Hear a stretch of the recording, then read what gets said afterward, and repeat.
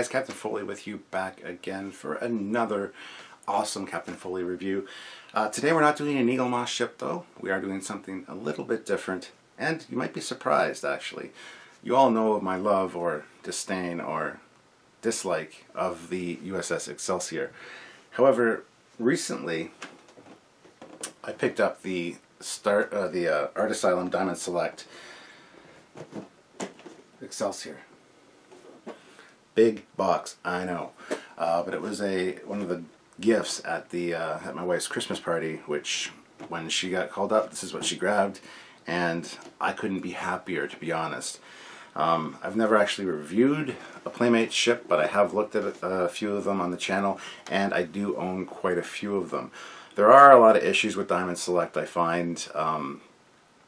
A lot of light leaks and misprintings, or things are backwards, or the wrong name is on the banner, things like that. So it's kind of hit and miss with them. This one I never really was on my to get list, because to be honest, I'm not a fan of the Excelsior. There's other ones I want first, which I don't have, like the Enterprise E and a few other ones. I do have the original Constitution, I've got the refit, I've got the NX-01, I've got the Enterprise D, and I think that's it. I do want to get the Romulan Bird of Prey and a bunch of other ones that I just don't have yet, but they are quite pricey on the secondary market, and it's really hard to find some. So this was never on my radar to get, because like I said, I'm just not a fan of the ship. But I gotta say, having it now, that might change. And you guys are probably shocked about that Captain Foley's interested in the Excelsior, but it's true. Well, let's just take a look at the box first. First of all, the ship's not in here. I have taken it out. There is some paperwork in there, just instructions and things, so nothing too fancy there. The box, though, is great. It's very much like the Eagle Moss boxes. You can display it as its own display piece, and I really don't want to get rid of it. On the side, it's got Star Trek USS Excelsior, NCC 2000, so this is not the one from Star Trek 3, which was NX. This is one of the later ones from Star Trek 6. Authentic sound effects and movie dialogue, light up warp engines, main deflector, impulse engines, and impulse deflection crystals. So it's the same thing on the other side there. And then on the back, it's got a fantastic picture of the Excelsior, and it's got some stats here. Length 467 meters, 34 decks, crew of 607, and a max speed of warp 9.3.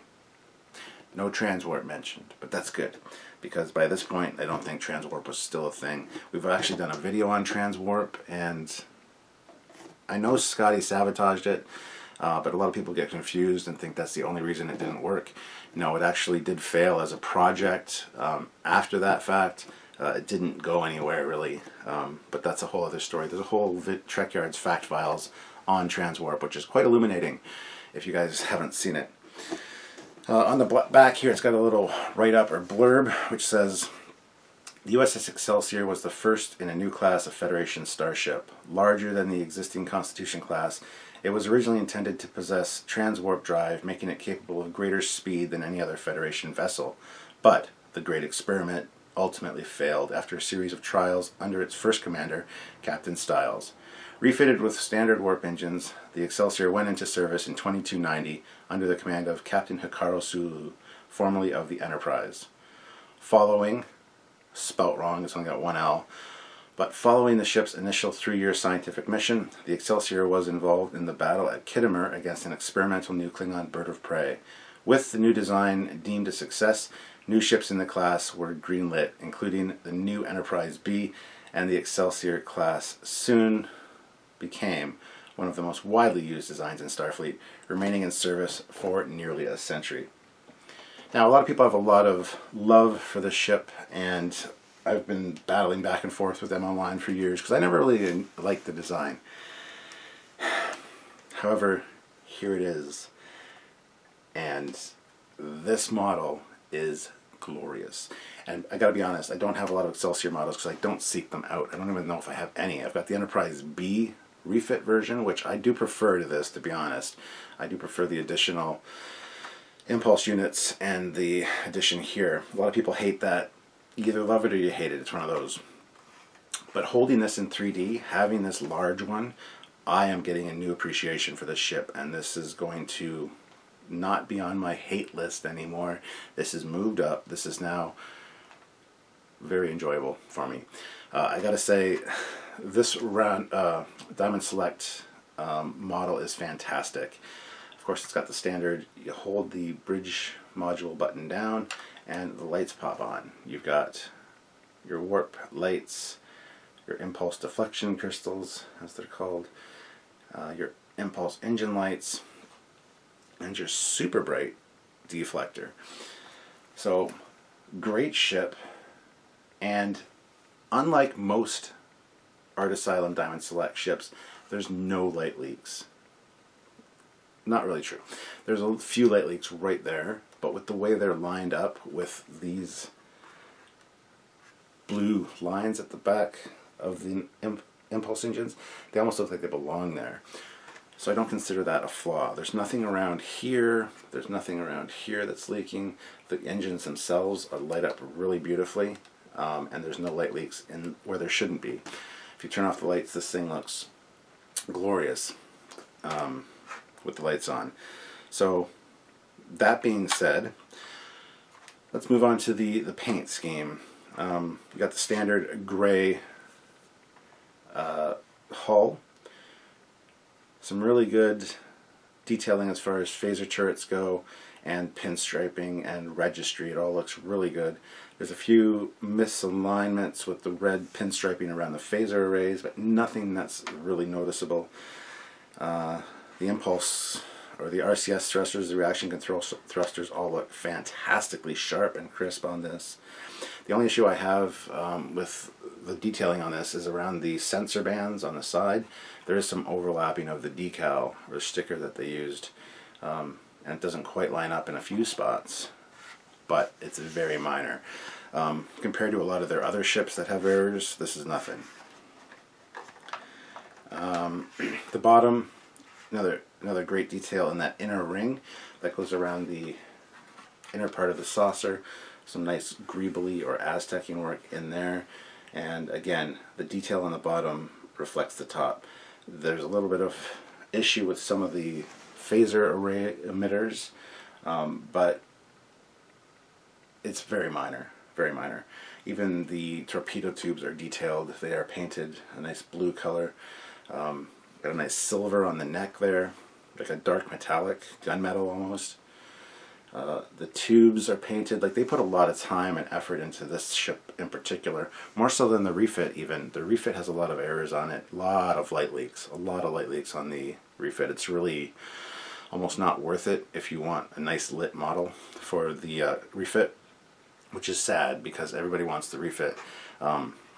Even the TOS Constitution one, again, it's a better model than the refit.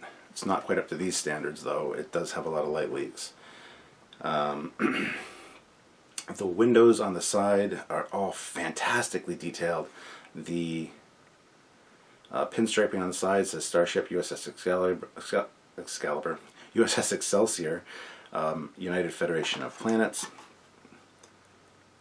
on both sides, and it's a little misaligned on the one side, dipping down into the red, but other than that, everything's spelt right, everything is labeled right. I think it's on the Enterprise B that it actually says USS Excelsior instead of Enterprise on the side, and the one side isn't even correct. It's actually a mirrored image.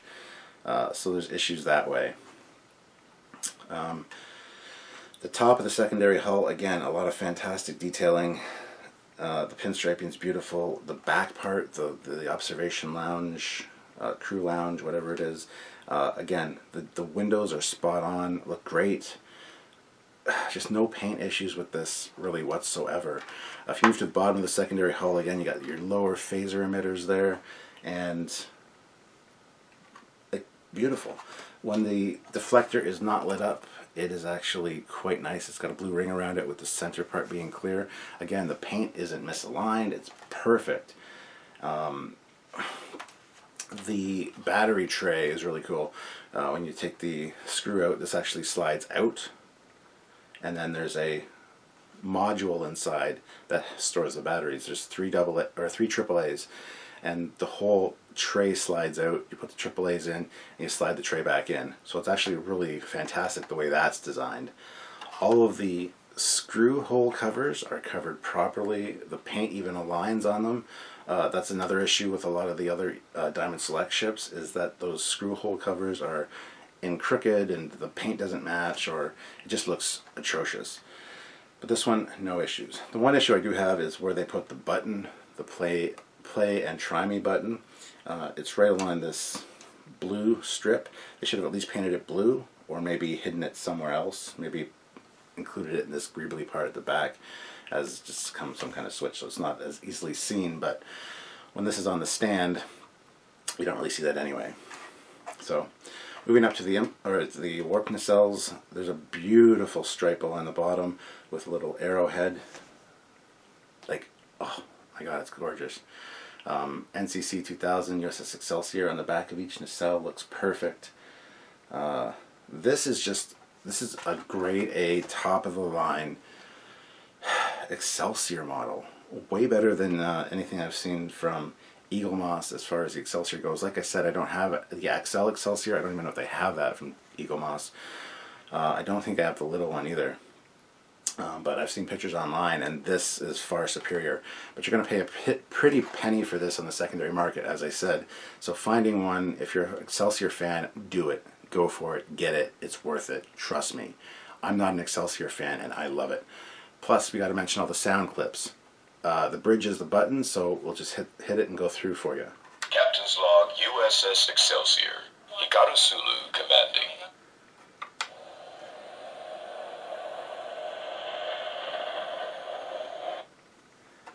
On screen, magnify. Shields! Shields!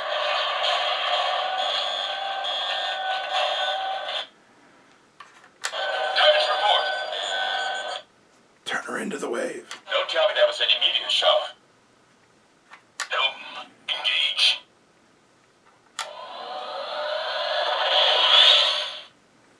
Fire, Markman!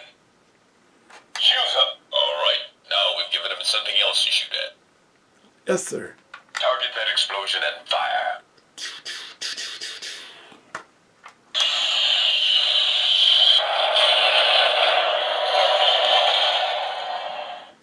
Nice to see you in action one more time, Captain Kirk. And that's the last sound clip. So some great sound effects there from Star Trek 6. Crystal clear sound. Might sound a little garbled on there, but in person it's really nice. So that's the ship. Let's move on to the stand real quick. The stand is the movie era Delta. So it's the motion pictures style, like Wrath of Khan emblem, which is nice. And it's got this, which has a slit in the front, which looks fine actually. It looks really good. And it's got the standard ball joint with the attachment piece. So, and it goes on so beautifully, and you can angle it multiple ways. It's so worth it, guys. This is a fantastic piece, and it's really bringing out my appreciation for the Excelsior. To be able to hold this in 3D and just look at certain angles of it, it's gorgeous. It absolutely is gorgeous, and I just said that. Yes, I did. Anyway, this video is running a little long. I can't express enough my love for this particular Diamond Select Art Asylum model. If you have the means, if you have the love of the Excelsior, I highly, highly, highly recommend this one. And then, of course, the feature of just holding that button down and having just the lights. The later Diamond Select ships have that. The earlier ones don't. They actually, if you hold the button down, it goes through all the sound effects and then it stops, which is kind of shitty. But so there you have it, guys, the Excelsior. We're going to take a quick look at it over here on the stand, get some close-up details of it and things for you guys, and call this video a wrap. So thank you very much for watching, and hope to see you again soon. until then, well, I'm not even going to sign off. What am I doing? I'm trying to sign off this video. We're going to take a look at it over here. So here she is on the stand, guys, and again, just such a gorgeous looking ship.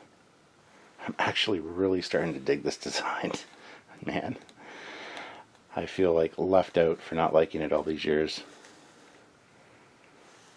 Still things about it I don't like. The saucer I think should be a little bit bigger. The nacelles a little bit further apart. A little bit thicker and beefier maybe. But other than that, this thing is just gorgeous. Let me bring it up to the camera here so you can see the details. Like I said, those RCF thrusters look great. The only issues I really have is this, the overlapping of the sensor bands. But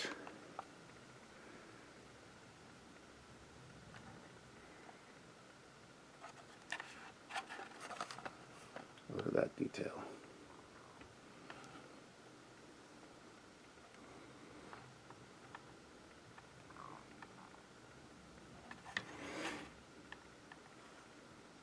And the hot spots in the engines, a little bit bothersome, but again, nitpicky, not a huge deal. It's better than light leaks for sure.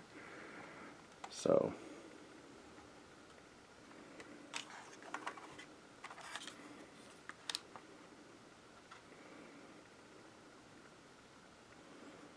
it's just it's so totally worth it.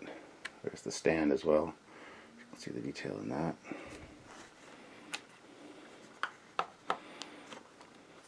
So as we do with the Eagle Moss ships, let's take a look at it on different shell heights and see how that looks. So one of the things I really appreciate about this is the fact that you can swivel it on the stand to get whatever look you want. You can angle it towards you or away, whatever, which is one thing I think the Eagle Moss ships are lacking. But if you put this on a low shelf, it just looks great, like it really does. If you move it to a eye level shelf, again depending on how you have it angled,